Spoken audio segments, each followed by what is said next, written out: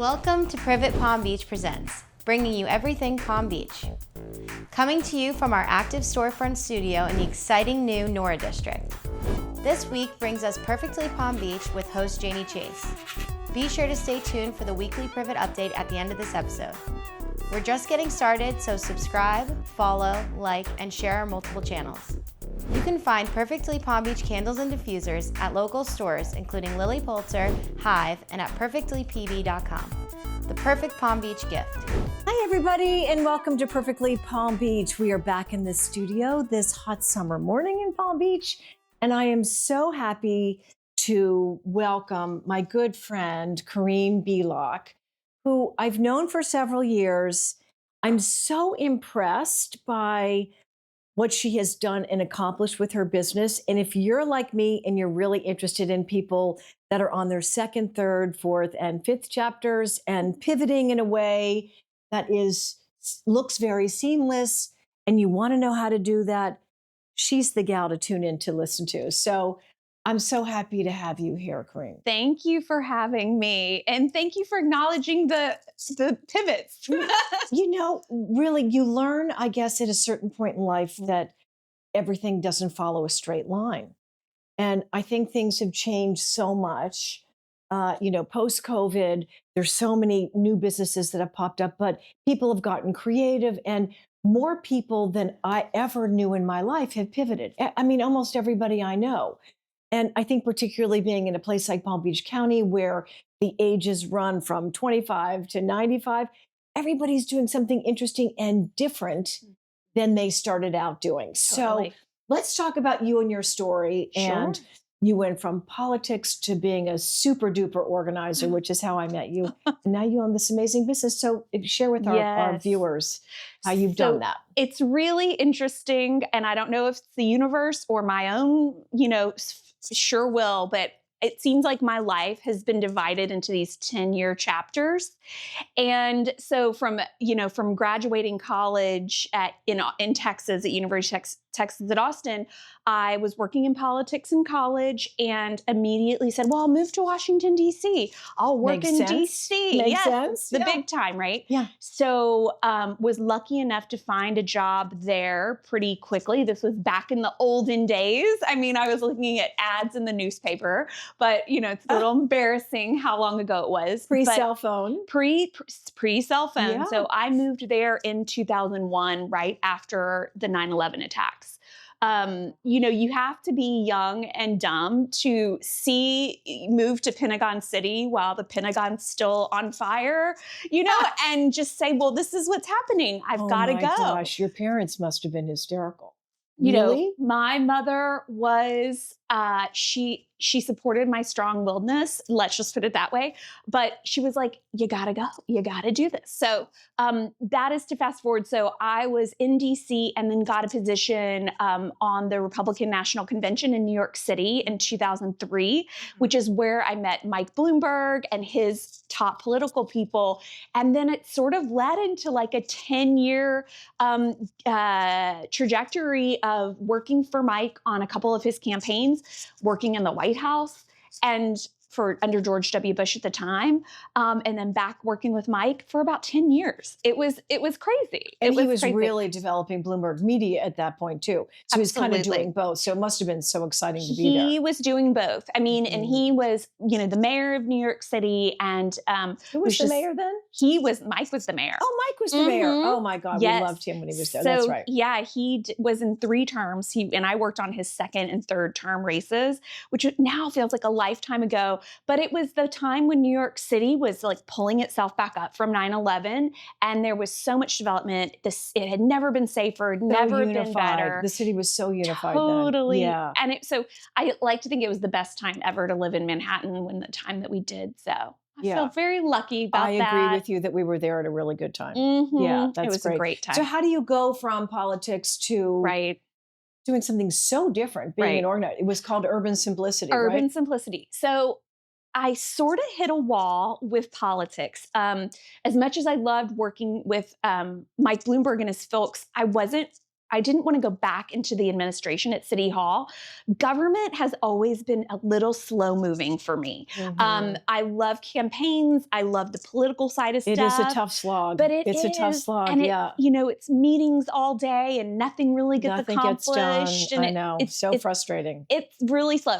So I sort of took a beat and said, look, I'm ready to pivot. I didn't know into what yet, but I knew that when my life is in chaos and all I do is work 24/7, I would have a calling to like organize my home. But what's interesting about that is that what I was doing in politics, as I looked back and I started Urban Simplicity, it was organizing. I was a field organizer and I was a political organizer. That's so interesting. You took those skills and were you conscious that you had those skills, and was that a conscious connection that you made then? I think that the politics was so rigorous, the White House, the mayoral races, that like you had to be organized to get to the level we were at. So it just, my brain, I almost really think my brain was still forming when I worked in politics, and it was forming into this organized, plan-making, process-driven sort of person. So interesting. And this was in my 20s, essentially. Yeah. And now we know our brains are still forming at that time, right? Well, you were making sense out of chaos. Exactly. And so when I was able to think, what do I want to do next? That was the thing I knew that I could do. And I knew I'd always wanted to start something. I wanted to be an entrepreneur. I had no interest in going into a consulting firm. I had no interest in going back into City Hall. I wanted to build something myself. Mm-hmm. And I think having seen the way we built the campaigns, it was almost like well, if I can build that, certainly I can build an organizing business, right? If it's just me or a couple assistants, figure it out. So that's sort of how I got there, funny enough. Wow. And Urban Simplicity was your business. It was my business. I started in Manhattan in 2010. Brave. That's brave in itself. And it was really before Instagram had kind of hit. Yeah. So getting the word out was in a different way, right? Mm-hmm. Different path. Totally different path. And then within a couple of years, Instagram did become a thing. So then it really started to catch on across the country. But people in Manhattan look like, my sweet spot of clientele was the ladies that are like, I have 3 kids, I work in finance, and I'm never going to be able to do this. And they could afford to hire me to do it. And so I understood them very well too, because of coming from a professional background. So I just made such great clients and relationships like over those years, and did that literally 10 years up until COVID. You had 20 years of sheer exhaustion, because a political campaign, I've worked on one, it is exhausting. And then organizing somebody else's space is exhausting. It's physical. It's way more physical than I think anybody kind of understands. Yeah. And in Manhattan, it's a lot of schlepping, right? So you're like, Container Store this is what you do when you're young. It is. Oh yeah. Couldn't do it now. Could not do it now. No, thank you. So how did you get from Urban Simplicity to Palm Beach Regency, which is everyone's favorite store? Oh, thank you. Well, the warehouse and the store. It's a lot of fun. It's truly a COVID story. 2020 came around. At this point, we were living down here full time, but I would still go back to New York about once a month for clients. And COVID hits and I couldn't go anywhere. And so we were here fully. And it was a really hard time to be able to see your business sort of falling apart in front of you, but then knowing I was lucky. My husband still had his job. We were going to be okay. But all the other small business owners that I'd met over the years, and all the salons that couldn't work, the technicians, all those people, right? And it was, to look back on it was a really hard time. But what I really truly had to do was build some structure into that time period where you couldn't work. And so I started working on business plans. And I wrote everything I thought I ever could do or would want to do. You are such a go-getter. Whoa, that is just being so motivated. It was, honestly, it was sanity saving more than anything. And creative and, I was able to brainstorm, which, you don't do a lot when you're organizing, right? You're really physical and tactile. Yes. And so it was opening up a part of the creative side of my brain that I hadn't really accessed in many years. Yeah. And out of that came a lot of crazy plans, things that were never going to happen. I know. You're going to have to share some of those with us. Oh my goodness. I was about to like patent a keyhole fob. I mean, I was ready to like do anything at that point. I was like, anything that prevents me from like mopping my floors again, during that like, dark period when we couldn't really do much of anything. So, funny enough, how it all came out was one of the main ideas that I had sort of gotten into was I'd been traveling in Central and South America for a while. This was sort of before the beautiful hand-woven things were actually as accessible as they are now. And I was like, I could do this. I could import this. I could sell this. I think I could.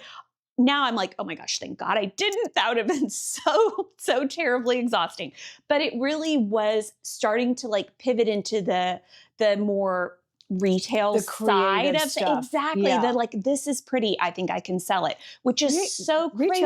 Retail's tough. It's tough. Yeah. And so had really come to that as the thing that I was going to focus on in terms of the business development side of it. Mm-hmm. And I was also very interested in a vintage clothing component.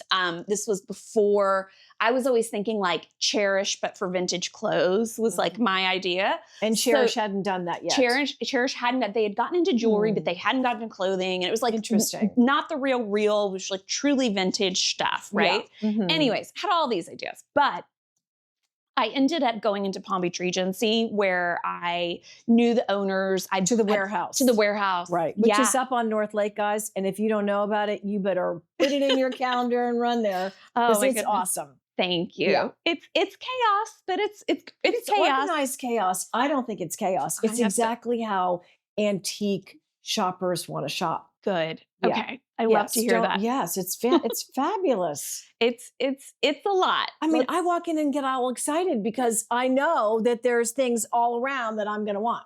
Yeah. It's so great. I love how you kind of set it up. Lots of treasures hidden in. Yeah.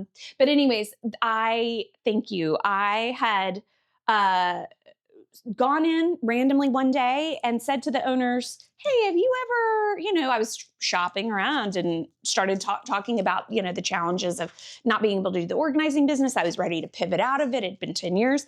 And they literally were like, do you want to buy the business?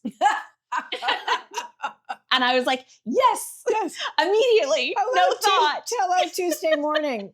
Wow. Yeah. Incredible. But you have taken that warehouse and then the retail store that you now have on South Dixie that's next to Chelsea Lane, you have taken that up to another level. The store's pretty. You want to walk in, you want to buy everything because you want to touch everything. It's so pretty. The warehouse is, let's get down to business. I need a table and chairs. I need a dresser. Yes. You work with the trade. You also buy from people. But there's a beautiful organizational flow, as I said before, to that space. Thank you. How do you do that? And how do you get, tell everybody how you get all your stuff. Yes. Well, that I'm happy to share. People, that's probably the question I get most to ask the most. So it's really like multiple ways. And I don't like to be coy about it because it's you should know. I mean, how else are we finding these things, right? So I go through traditional means of like pickers. If you've ever seen the show American Pickers, there are people out there in South Florida and all over the country that literally all they do all day is go around to find things to buy to resell to people like me. So of course, those relationships are huge and I work with them a ton. Wow. And How do you find those people?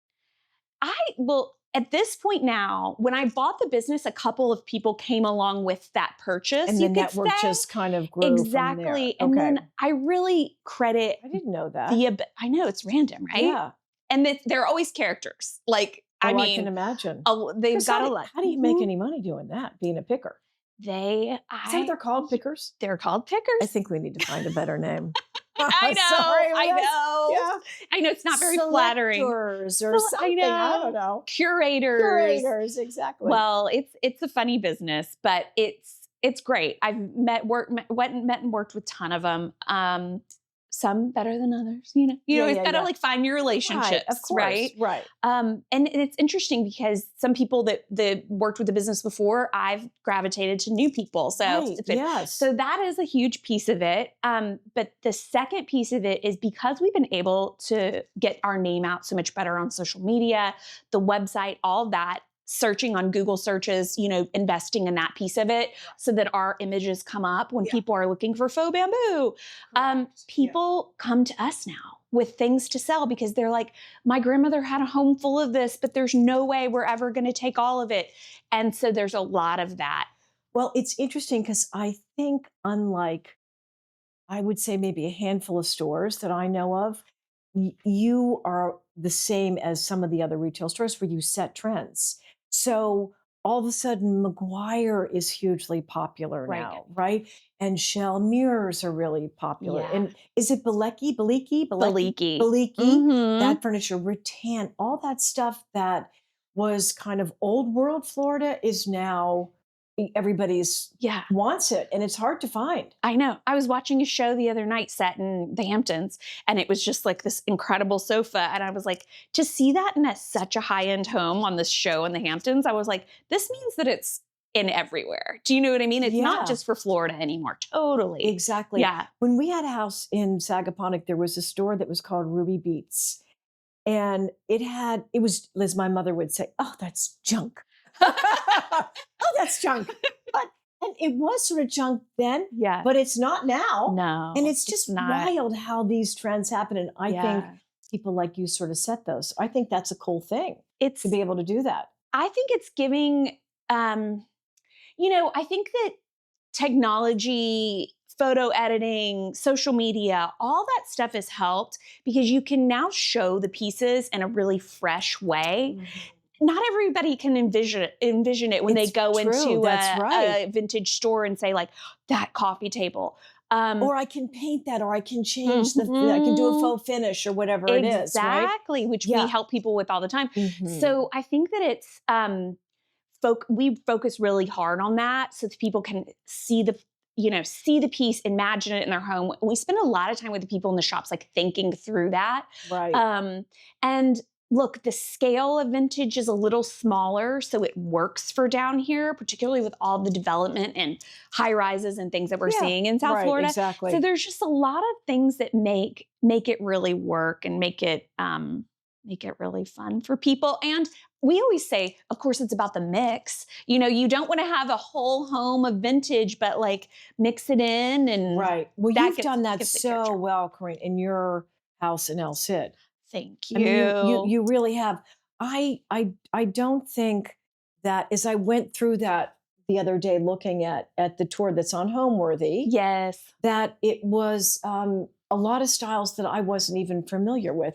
And that mix I thought was super unique. Not everybody has that eye or knowledge. So you've done a great job. Thank you. Thank you. I think it's a collection is the main thing for me is it's collection. And I do always gravitate to clean lines too, though, which is interesting. So somehow it all comes together. So where are the trends going then, do you think? Are we staying in that, in all of those elements that I talked about, or no?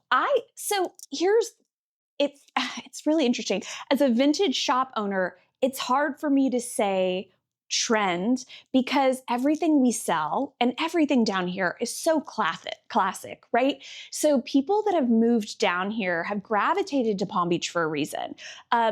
So they're sort of adopting the mentality, right? We're not afraid of color. We're not afraid of leaning into the island style. We're not afraid to be a little more classic, 1950s sort of glamour, Getting away from the neutrals and bringing in color. Exactly. And even if you brought all your brown furniture with you, yes, it's nice to lighten it all There's up. a way to mix it. Yeah. And so I find a lot of joy in helping people realize that just because it's old, it doesn't have to feel stayed in your home, right? There's a way to freshen it up. So I stay away from the word trend necessarily because of the vintage piece. But at the same time, if you follow design online, it is color city. I mean, it is color everywhere. The top designers that I Everywhere. love, it's incredible what they're doing. It's not just down here It's now. not I mean, just it's down here. everywhere. Yeah. You'll see a cabin in North Carolina that's drenched Exactly. in color. And Exactly. you'll see places in the middle of lake homes in Illinois. We do a bunch of that. And they're taking pattern and color. And so I hope, because I love color, that is Me too. something that stays. And so, that's what I would say. That. I love that.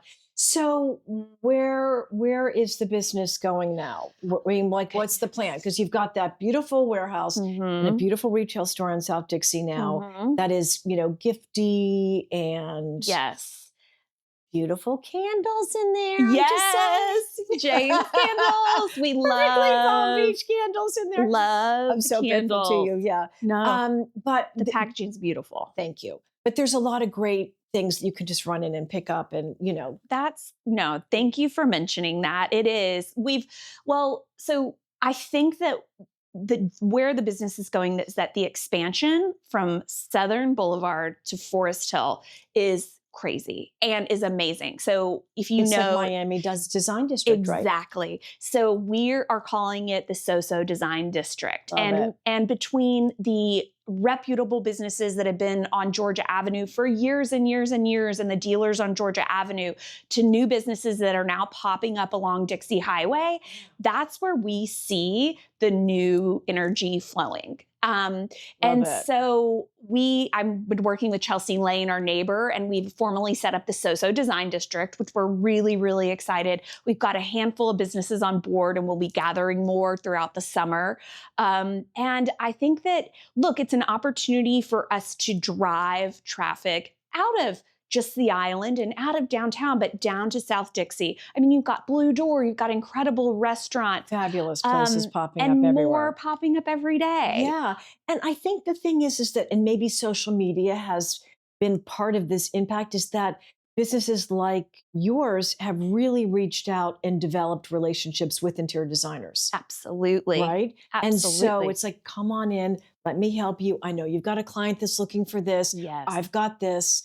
I think that is what's changed a lot of the businesses, right? Well, what I would say is that you look at where the designers are gathering, right? And they're gathering in New York, they're gathering in Atlanta, they're gathering Dallas, in Nantucket for Yeah. the design week there, and they're gathering in Palm Beach. Definitely. Which, you now have designers that are popping up that have a base in Boston and Palm Beach and whatever. And that's an incredible influx to the design community, because it means that they're adopting the style here and hopefully bringing it other places. But so that's been fascinating to see between, Palm Beach Design Days and having that drive an eye to what's going on down here is and just Kips incredible. Bay has exploded. Yes. I mean, everywhere in the best way. Totally. Yeah. And Kips Bay brings people from all over just obsessed to see how they've, done these homes. And so Kips Bay, Design Days, we're so entrenched in a part of all that. And it's just amazing relationships for the community. And so we hope So Design District can just support that and kind of grow with it. So exciting. I love that. I love making it an association, because when you're driving down South Dixie, there are a lot of cars. There's a lot going on. You got to pay attention. Yeah. So when you know that this is the design district, you can park, get out, and start walking. Having a map, just like Miami. Exactly. Love it. I love having that you're organizing that. Itineraries and all that stuff. So yeah, good for you, smart it's gonna girl. Be fun. So do we think we're going to open up anywhere else that you can share with us, or who knows? Goodness. Oh my goodness. Too much. Right now, it might be too much. 2 babies. You've got two babies. babies. I'm focusing on the 2 babies for now. But I would love to have something bigger and more eventually. And I think it's just finding the right place and and that's hard right now in this environment, which, real estate's kind of challenging. But I am always open to how we can do more and do it better. Something tells me that that's going to happen for you, between your positive outlook, your business knowledge, and your organic flow in your life, really, how everything has kind of flowed in a very organic way it's really, I love, kind of looking at that from the outside and seeing how all your golden threads have come together. I really hope that we've helped some other people. If you're listening today and you're thinking about starting a business or wondering what your next chapter is, I think, Korinne, you've really just done a beautiful job in establishing that and helping others really understand how to do that.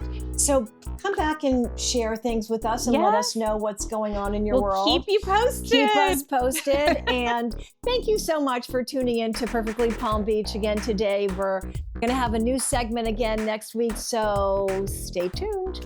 Here are Privet Picks of the Week. Recommendations for Palm Beachers by Palm Beachers. Did you know there's a new restaurant in town? The new Cafe Drift is family owned and located in the previous Pastry Heaven spot next to the Palm Beach Historical Inn. Offering coffee, pastries, sandwiches, salads, smoothies, and more, you have to check it out. Privet tip, you must get the chocolate chip cookie.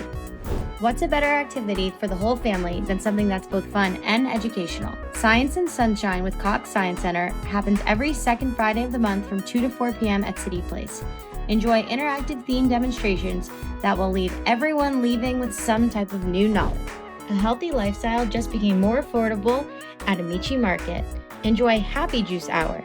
Every weekday from 8 a.m. to 9 a.m., enjoy half-off juices, shots, and smoothies. The perfect way to start your day. Privet Palm Beach Presents is a production of Privet Studios and is available on YouTube, Apple, and Spotify platforms. You could reach out to us on Instagram at Privet Palm Beach and at theprivet.com. Thanks to the Privet Studios team, including Summers Laffey, Will Cannon, our friends at Mass Inbound, and music by Kevin MacLeod.